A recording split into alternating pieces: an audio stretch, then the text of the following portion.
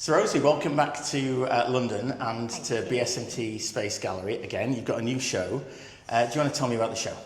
Sure. So this show's a bit of a sidestep in direction for me. We've still got the gold theme running through the work, but this time I've made a very conscious leap to go from a process that's always been very digital first. I've always used 3D modelling in my process and my practice, very interested in the art-technology intersection. But where things have just been a bit, weird and a bit unsettling with technology in the last year and a half, particularly with AI coming in, I just wanted to challenge myself to create a show completely without technology. I'm a child of the internet, so technology is a huge part of my life. But I just really wanted to try and ground myself again and just see what I could create just from my immediate environment. So that's where this show was born. Because that is quite a difference, isn't it? Because I remember the last show that you did. It was very much centred around, you would use different, Photoshop and different sort of, technology to help sort of create the works, and it could go into all sorts of different spaces. Yeah. So you're saying you've removed that element for Yes. this show? I mean, so last show in particular, we had all the paintings started in a 3D model first. So I work in 3D space, bring models in, light it, texture it, do all the composing in that space. I still love doing that. And then from that, we can actually animate the work because they are 3D models. I work with an animator to create different moving patterns for each painting, which was really exciting. It's very time intensive though, and the technology is moving so quickly that I was finding that I wasn't keeping up with the pace of how much things were changing, and I'm sure a lot of people in lots of industries are finding that the technology is moving so enormously quickly, it's exhausting trying to keep up with it. So that's why I completely stripped that out for this show. So I've just, with the gold leaves that are the main gold feature of the show, it was literally a case of what is in my immediate environment that I can pull from, like shapes and objects that I live with. So a lot of these plants are my house plants, neighbours' plants, vines that have been growing up my balcony, and just working with those natural forms. I then physically painted them gold, photographed them, and then transposed them into paintings. So that's how that side of it worked.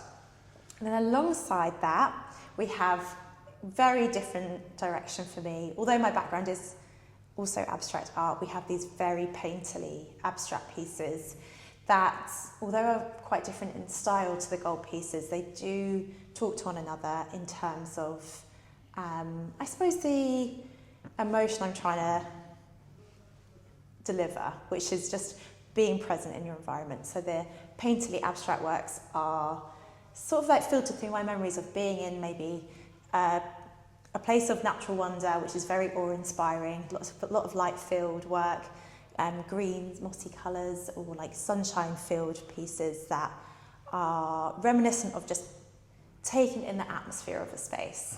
So it's like I wanted the show to feel like you're going for a walk and you had the overall sense of being in a place of natural beauty and then noticing objects of details around you. No, I love that. So yeah, it's definitely got a very natural feel, and I like that sense of being able to think about. You can even walk through the show and think you're going on some form of a nature walk. But then you've got these abstract works which are very, very different. You said you were you've obviously worked in abstract quite a lot, but this just does feel a little bit different. Yeah, it definitely is. So tell me more about those pieces and how they've come about. So they came off the back of me did 3 murals back to back, which were very highly technical murals, which I really enjoyed doing, but they were very precise, very intricate pieces. And honestly, my brain was fried when I got back to the studio, and I just needed a bit of time. I really wanted to paint, but I really just needed to decompress in a way that was just a different sort of painting. I had never had any intention of sharing this work. It was just for my own personal practice, sort of an art therapy, I suppose, for me, just to unwind and release and just get rid of, the tightness within my body where I'd been really like technically observing and copying for these murals I'd been doing. So it was just a case of paintbrushing the pots straight onto the canvas and just putting on some good music and going wild. I had so much fun doing it. It was great. So I was doing that by myself, maybe for on and off in between projects for maybe 6 months. And then someone came into my studio and saw the works and really connected with them, loved them. And I was honestly was never going to share them. But that gave me he actually bought a piece actually. So that gave me the confidence to be like, oh, okay, maybe there's something in this. It's a really different way of working. It's very intuitive. It's not premeditated. It's literally as I am on that day in front of the canvas. Very much dictates how the painting's going to come out. So it felt quite a pure way of creating. And it's just been a slow build up of confidence, of maybe like honing their technique a bit, to get to this point where I felt like I was ready to share them with the world. Was it a bit of a risk, do you think, for you putting them into a show like this? Because you said you had a little bit of doubt about that. Yeah, definitely. I knew actually that they were well received from the feedback I'd had from people that had seen the work in Australia, and I've actually sold quite a few in Australia without even putting them online. They have been making their way into the market, which has been great. So I knew they were popular. I just felt nervous that people that have been following my career for a long time won't have seen that style of work. And so I'm quite aware that I don't want to be very confusing to be like, I don't know what my practice is about. And it's not that, it's still very much me. It's just a very different way of me, I guess, working out the world in real time. So when you're in that process, you're making a work like this, which seems like there's a lot of flow. So when you were describing the work with the leaves, you're saying you're finding the item, you're painting it gold, you're photographing it. There's a clear process there. There is, yeah. But this new work, it just feels so free. So what is going through your mind when you're creating this? What are you thinking about? So again, I feel like perhaps I've had two lives that have happened simultaneously. One life, I grew up in London. I started my career painting on the streets, lots of street art murals, street art festivals, very urban environment. And I think to the core, that is who I am. That's how I grew up. Alongside that, I've always been obsessed with the world, and I love being in nature. Like I'm big for going on hikes and camping. I have learnt to surf badly in the last 5 years since being in Australia, so I'm very immersed in nature. And I think the way these paintings have come out, it's just a natural, it's like osmosis really. It's coming through me, like filtered sort of memories of being in these spaces of just total natural beauty. But without looking at references, it's coming from my being and my experience of being in those spaces. So one of the things that you mentioned, just now, obviously you're creating a lot of this work in Australia. Mm-hmm. You're a British artist living in Australia. And the two times we've seen you recently has been in England, in BSMT in London. So what's that like, navigating the life you have in Australia and here? Because it's quite a distance, right? It's wildly different. It's really difficult and also wonderful at the same time, because really my heart and soul is still in England. I mean, I still can't even do an Australian accent. I'm so, I feel anchored in British culture, and I love British people and humour and the art scene here. And the way my life has developed, it's just that I have an Australian partner, and I really enjoyed experiencing life in a different way. That growing up in the suburbs of London, I didn't really know was possible. I didn't know you could have a life where you lived near the beach. I didn't know that was an option. So I suppose when I first moved there, it was quite difficult trying to feel settled in a space where obviously my upbringing is very different to the environment that I'm now living in. But the longer I've been there, I've been able to marry the two and create in a space where I have actual literal space. Like there's not a lot of buildings around me, and then I get to come back to cities and really absorb all the culture and the excitement and the buzz of being in that place. And I actually feel really lucky that I can do both. Do you think your work has changed and adapted, evolved because you had to make that move, because you've changed the cultures, but also the environment, you said, is very, very different from London. So do you think that's had an impact on what you do? Definitely, yeah. And I think I resisted it for quite a while. I wanted to stay true to who I was at that time, but I have accepted that I'm allowed to change and develop and grow, and that's okay. And it just makes me a broader artist in terms of depth of experience of what's possible in the world. But through that, I think you can tell my colour palette has changed a lot. And I think one that's going from, I used to use primarily spray paint, and the colours available in spray paint, there's a huge variety, but I was always drawn to the very like poppy bright colours. I still am. But that was my go-to. And then as I have used less and less spray paint over the years, and I'm using more paints that are easier to mix, I have been able to just fine-tune the colours to be a bit more, I suppose, natural, or just a bit more considered, perhaps. So I think that's a reflection of just being in a lot more nature, a completely different culture over there. So I just say that's a big example of change in my work. And then subject matter, I mean, I never planted anything. I had a garden growing up, but we were just never really in it, I suppose, for 2 months of the summer. So the natural environment wasn't so important to me, whereas now it is.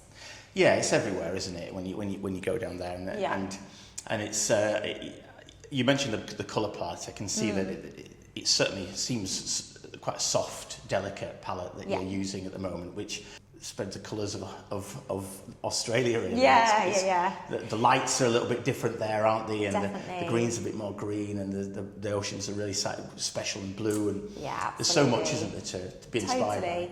Although having said that, now I have been more aware of that environment. You do see that wherever you go, don't you? You're like, these are the colours of certain types of nature, and so I feel like it's quite universal in that way too. So tell me, let's just go back to the leaves pieces that you're doing, and because I've seen a few videos where you're peeling some stuff off there. So can you help me decode that a little bit? What's the process that you're going through there when you're creating those? So on all the gold pieces, you can see I've got quite a delicate shadowing going on all of them. So to get that effect, I use transparent spray paint. I am still using spray paint for that. So I use water-based MTN transparent black to use that. And to get that effect, I have experimented with doing it before I start the painting. So I put the shadows down first and then do the painting on top. But actually, although it's more of an effort, I find that if I do the shadow second, I get more of a true tonal value. The way I've painted the leaves corresponds better to the tone of the shadow. Whereas if I do it the other way around, sometimes I find I've done it too dark or too light. So the way I do that is I use effectively sticky back plastic, which is the stuff you used to cover books at school. Put that on the painting. I use a craft knife to cut around the edge of the leaves very carefully. And then I'll do my shadow. And as I'm doing the shadow, I can see the tonal value of the painting and the shadow, make sure I got that correct. And then once it's dry, I peel it off, and that's really satisfying. It does feel very satisfying. The sound, and it just like comes off really, oh yes. Yes. And I suppose is it a moment when you do that of, can it damage the paint if you get that peel wrong, or is it? Do you know what? I think I think what's been it was like a happy accident, to be honest. It's not very tacky, that plastic, and so it holds enough that when I peel it off, for the most part, it's totally fine. It's not too sticky, so it doesn't pull the paint off. But it's like translucent, so I can see through it. It's all kind of perfect. I have had one incident where it did pull a bit off, but I just fixed it up and it was fine. So yeah. So a show like this. Tell me what you hope people take away from this body of work. Well, I suppose I called it Digital Detox because I do think everyone is a little bit in digital overwhelm at the moment. And, we're in a space in Dalston.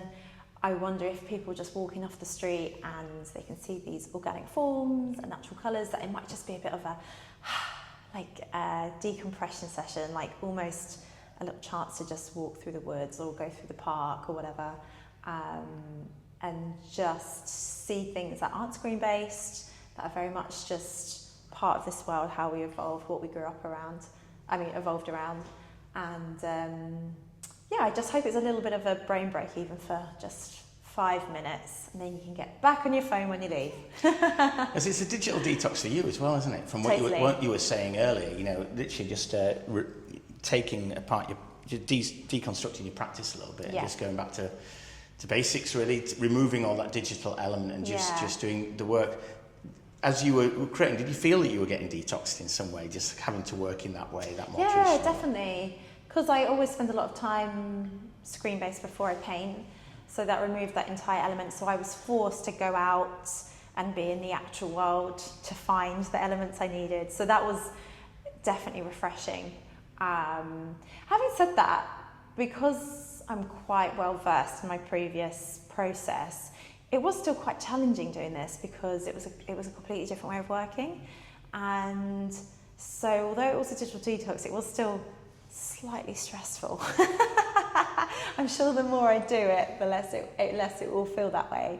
But yeah, I just like the idea that, say, if my laptop died tomorrow, I could still create. How did you choose the leaves, by the way? What were you going through there? So there's no particular reason behind why I've chosen each leaf in terms of like symbolism or something. It's purely what I saw around me that I liked. So just really enjoying the structural elements of these gorgeous, like naturally occurring forms that you sort of walk past and take for granted a lot of the time. But I was actually looking for, I suppose, 3D sculptures that already exist in nature that I felt were interesting, that were layered, or that did meant something to me. So just things, plants that I see on a regular basis, plants outside my studios, house plants I have. So yeah, that's how they were chosen. Brilliant. Rosie, thanks very much. Oh, my pleasure. Thank you so much. It was great to talk to you. Thank you.